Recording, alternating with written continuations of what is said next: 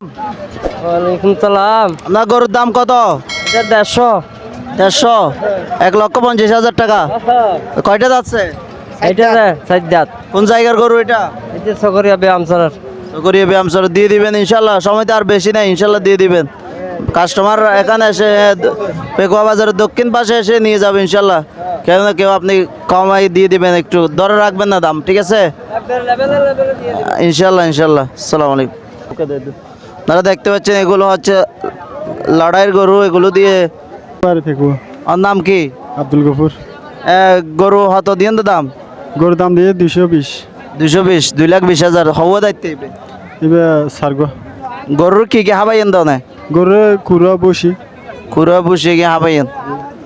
আচ্ছা আচ্ছা, আপনারা দেখতে পাচ্ছেন গরু এটাকে কুড়া বসিয়ে। এগুলো আর কোনো খারাপ কিছু খাওয়াইছেন? না না না, না, কোরবানির গরু যেহেতু খারাপ কিছু খাওয়াইলে এটা আপনার গুনাহ হবে। তাহলে মানুষের জন্য আপনি সুন্দর করে গরুটা বাসায় লালন পালন করছেন। জি জি। আচ্ছা আচ্ছা, আপনার গরু কয় মন হবে এটা? এটা 6 মন, 7 মন হবে। 7 মন হবে না? কম কত হলে ছেড়ে দেবেন গরু? গরু 90 হলে ছেড়ে দেবো। 90 হলে ছেড়ে দেবেন।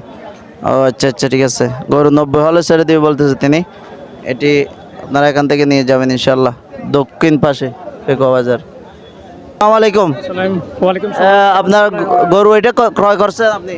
আপনি করছি যে আমি 1,15,000। 1,15,000 দিয়ে গরুটা ক্রয় করছেন। কেমন হয়েছে মনে হচ্ছে আপনার? মোটামুটি ভালো ভালো আছে, মোটামুটি মাশাআল্লাহ।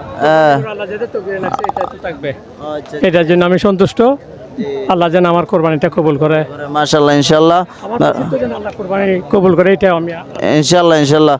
আল্লাহ তাআলার কাছে মনে করেন লা ইয়ানাল্লাহু লুহুমুহা ওয়ালা দিমাউহা ওয়ালাকিন ইয়ানালুহু তাকওয়া মিনকুম।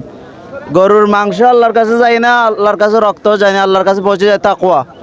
মানুষের যে তাকওয়াটা, আল্লাহ তাআলার ভয়ে যে কোরবানিটা দিয়েছেন, এটাই আল্লাহ তাআলার কাছে পৌঁছে যাবে ইনশাল্লাহ। আপনার কোরবানি কবুল হোক, সেই দোয়া কামনা রইল। আসসালামু আলাইকুম। স্টপ। আসসালামু আলাইকুম।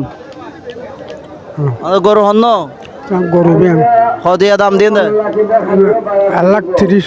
1,30,000 টাকা। ও আচ্ছা আচ্ছা, ইনশাল্লাহ বিক্রি হয়ে যাবে ইনশাল্লাহ। আরেকদিন সময় আছে দিবিলেন, বেশ কম করি।